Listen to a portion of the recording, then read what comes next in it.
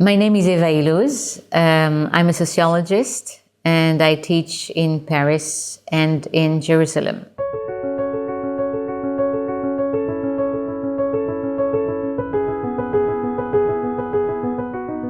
Welcome to my exp.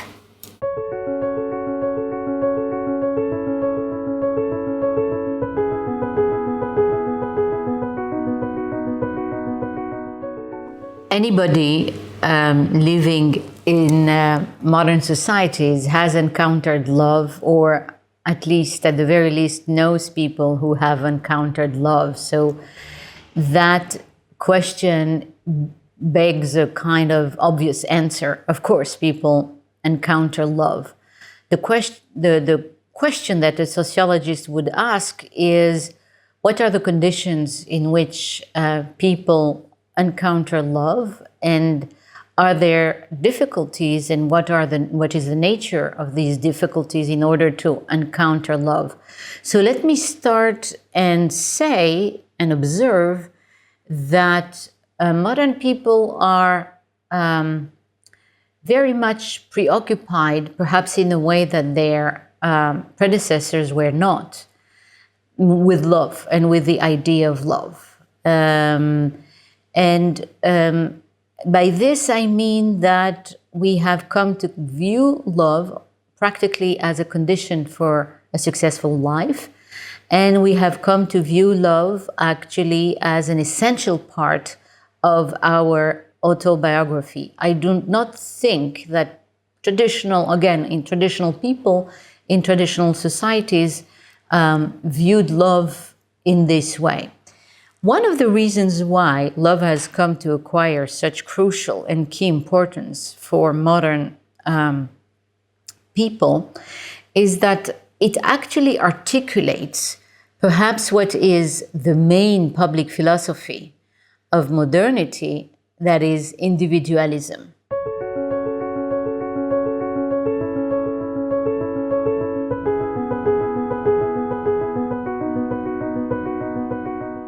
Individualism is and was the great vector for the making of modern law, as well as modern economy and the family.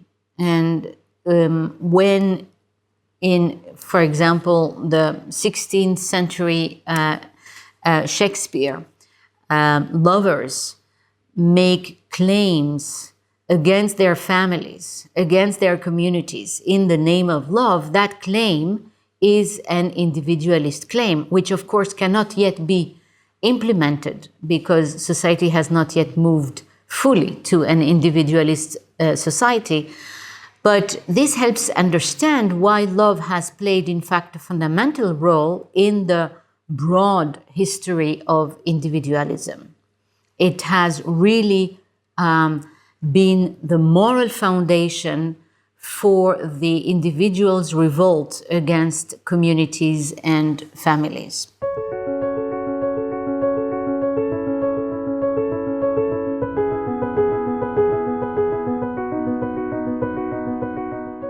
So that's one of the reasons, I would say, one of the first reasons why romantic love has become increasingly difficult to sustain, has to do with this transformation of individualism from moral individualism and affective individualism into utilitarian individualism.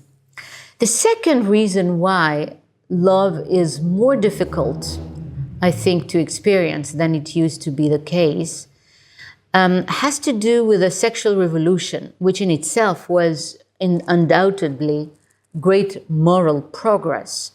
So the sexual revolution is, first of all, the capacity of people to have sexual relationships without the sanction or prohibition or morality or taboos that were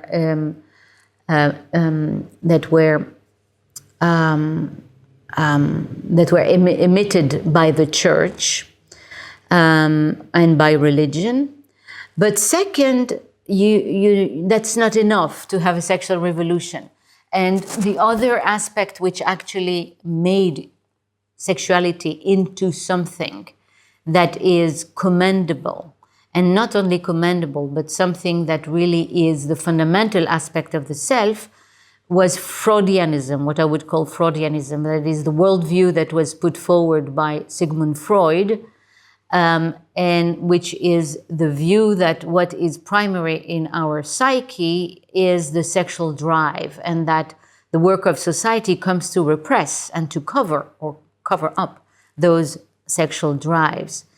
And Freudianism actually offered a very glorious program to the self, which is to experience one's authenticity, one's selfhood through sexuality.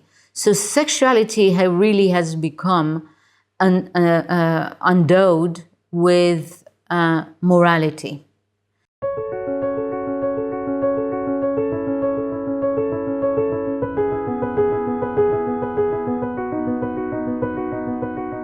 This has had dramatic consequences.